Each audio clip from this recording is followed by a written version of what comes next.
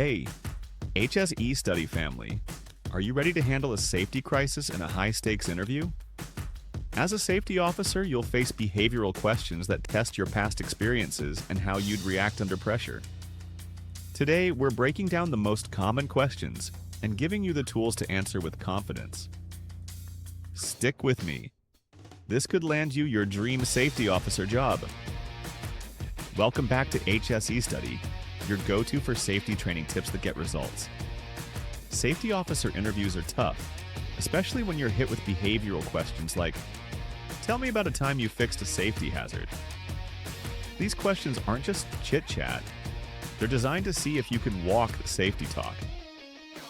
In this video, we'll explore why behavioral questions matter, share 3 common ones you'll likely face, and teach you the STAR method to nail your answers. Plus, we'll drop practical tips to make you stand out as a safety champion. This isn't just about passing an interview, it's about proving you can keep workplaces safe.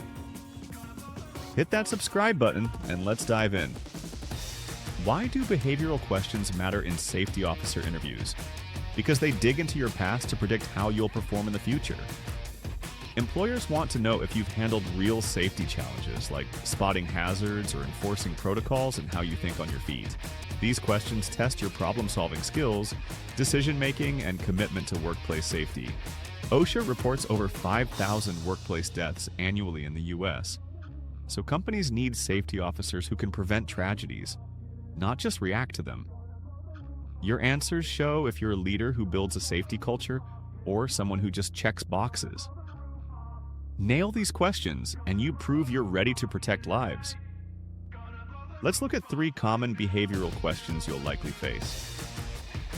First, tell me about a time you identified a safety hazard and how you addressed it.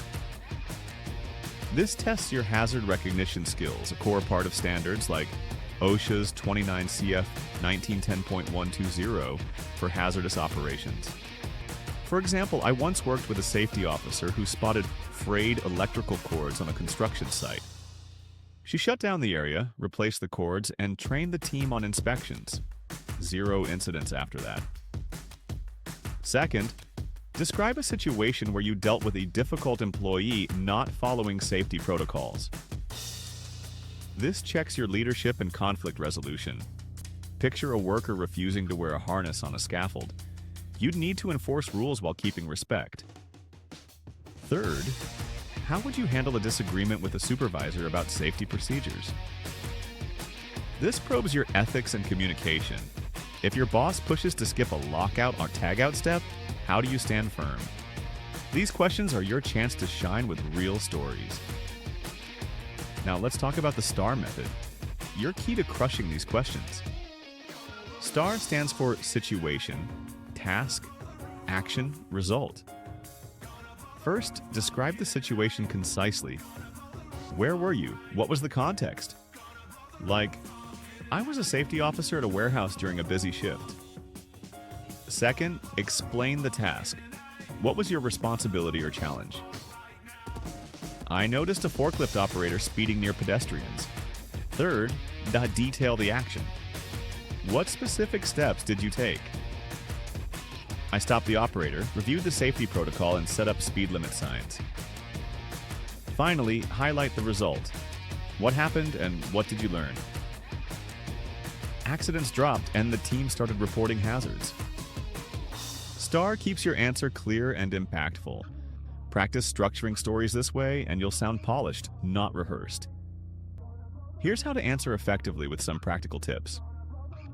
First, be specific. Vague answers flop. Instead of, I fixed a hazard, say, I found a leaking chemical drum and isolated it per OSHA 1910.119 guidelines. Concrete examples show expertise. Second, highlight your problem solving and commitment to safety. For instance, when dealing with a non-compliant worker, emphasize how you educated them on PPE's life-saving role, not just disciplined them. Third, use the STAR method every time. It's your structure for success. Fourth, weave in safety standards like OSHA or NEBOSH principles to show you know your stuff. Finally, practice out loud with a friend or mirror to catch filler words like, Pro tip, record yourself answering. Tell me about a time you improved safety, and tweak until it's sharp. Specificity and passion make you unforgettable. Let me share a quick story to bring this home. A safety officer named Mark was interviewing for a factory role. He got asked, describe a time you faced pushback on a safety rule. Using STAR, he shared how he convinced a resistant supervisor to enforce hard hats by showing OSHA fall stats in a near-miss report. His clear, confident answer, backed by a real result of 0 head injuries that year, landed him the job. Mark wasn't perfect. He practiced his stories and focused on safety's human impact. You can do the same. Turn your experiences into proof you're a safety leader. Here's the final thought. You're not just interviewing for a job, you're stepping up to be a safety champion. Practice responses to questions like, how did you handle a hazard? Or, how do you deal with conflict? Be confident, articulate, and show your passion for protecting workers. Behavioral questions let you showcase your leadership, ethics, and drive for continuous improvement. We've covered NEBOSH tips and HSE ethics before, but mastering your interview is your ticket to building a safer workplace. Stand tall, tell your story, and show them you're ready to save lives. So, HSEstudy family, what's the toughest interview question you've faced? Or do you have a killer tip for answering behavioral questions? Drop it in the comments. I'm reading every single one. If this video boosted your confidence, smash that like button and share it with your safety crew. And don't forget to subscribe because next time, we're breaking down how to prepare for your first day as a safety officer. Stay bold, stay safe, and I'll see you in the next one.